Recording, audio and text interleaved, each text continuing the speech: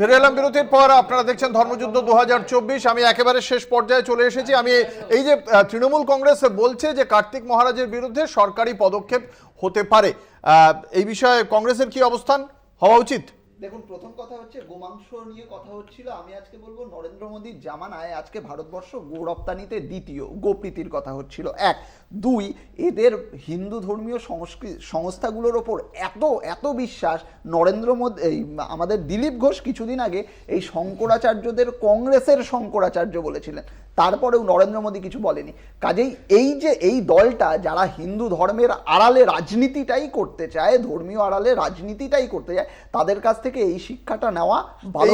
এই গোপ্রীতি নিয়ে যে তথ্য দিচ্ছে তারপরে কি আপনাদের গো ব্যাক বলবে? না না, গো ব্যাক না, গোপ্রীতি নিয়ে আমি জানি না কোথা থেকে তথ্য দিচ্ছে। আমরা যে গো হত্যা গুগলে সব সত্যি কথা থাকে না। আচ্ছা, তুমি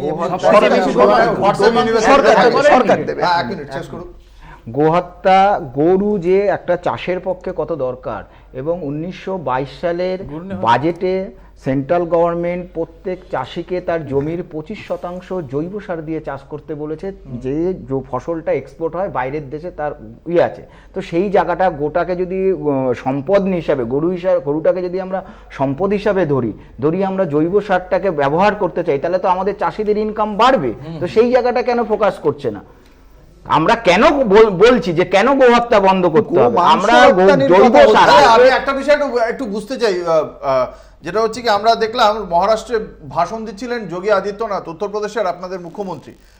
তিনি বলছেন যে রাস্তায় নামাজ পড়া মাইক বাজানো বন্ধ করে দিয়েছি, এবার ওদেরকে বন্ধ করে দেবো। আর আমরা উল্টো দিকে দেখছি প্রধানমন্ত্রী নরেন্দ্র মোদী, তিনি বলছেন তার বাড়ির পাশে প্রচুর মুসলিম প্রতিবেশীরা থাকতেন, তিনি তাদের সঙ্গে ঈদ উদযাপন করতেন, তার বাড়ি থেকে তাকে নাকি বলা হতো মহরমের সময় প্রসেশনে বেরোতে।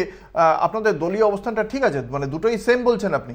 আমরা তো বলছি যে যার ধর্ম পালন করুক না, অসুবিধা নেই। কিন্তু এই প্রধানমন্ত্রী কিছুদিন আগেই বললেন লুঙ্গি পরা লোক যাদের বেশি বাচ্চা হয় তাদের জন্য কংগ্রেস কাজ করে। এই দুটো সেম, দুটো যাদের বেশি, এইটা তো মিডিয়া সেট করেছে যে বেশি বাচ্চা হওয়া মানেই মুসলমান। গরিব যারা পিছিয়ে পড়া, তার মানে কংগ্রেস তো গরিবদের জন্য কাজ করে, তার মানে কংগ্রেস ঠিকই করছে। আপনাদের প্রধানমন্ত্রী তো বললেন, আপনি দেখুন না পুরো হিসাবটা দেখুন। আপনাদের প্রধানমন্ত্রী বলছেন যে যাদের বেশি বাচ্চা হয় তাদের জন্য কংগ্রেস কাজ করে। তা আমি সেই কথা ভেবে বললাম আমরা মিডিয়া, আমরা তো সেই অনুযায়ী গদি মিডিয়া। আপনি বললেন গরিবদের জন্য কাজ করে, গরিবদের জন্য যদি কাজ করে সেটা করে ভুলটা কি করে কংগ্রেস? আমি তো এটাই বুঝতে পারছি না, কংগ্রেস ভুলটা কি করে?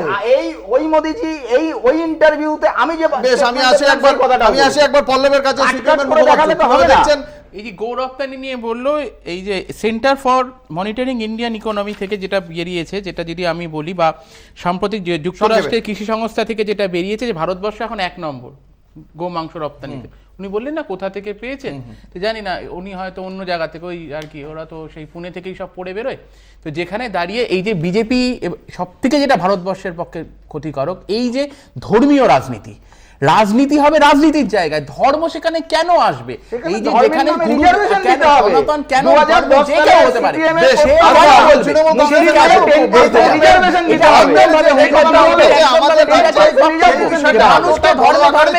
বর্তমানে কিন্তু যথেষ্ট বড় এই ধর্ম। এই আগামী দিনে আপনাদের মানে মুখ্যমন্ত্রী তো চতুর্থ দফার পরে মাথায় এসেছে, এত ধর্মের কচকচানির মধ্যে একটা বিষয় কিন্তু আমরা সকলে এড়িয়ে গেছি আজকের নির্বাচনে। সেটা হলো যে ভোটকে রক্তপাতহীন করার জন্যে, ভোটকে সুষ্ঠুভাবে পরিচালনা করার জন্যে যত কেন্দ্রীয় বাহিনী আনা হচ্ছে, সেই কেন্দ্রীয় বাহিনীর বিরুদ্ধে মহিলাদের প্রতি শ্লীলতাহানির অভিযোগ, এইটা উদ্বিগ্নের বিষয়। রক্ষকে যদি ভক্ষক হয়ে যায়, এবং 2021 সালে শীতলকুচিতে কেন্দ্রীয় বাহিনীর দ্বারা মানুষের মৃত্যু, এই জায়গাটা কোথাও একটা ভাববার সময় এসেছে। রক্তপাতহীন করতে গিয়ে কোথাও সম্ভ্রম যদি নষ্ট হয়, সেটা কিন্তু আরো বেশি মারাত্মক হবে।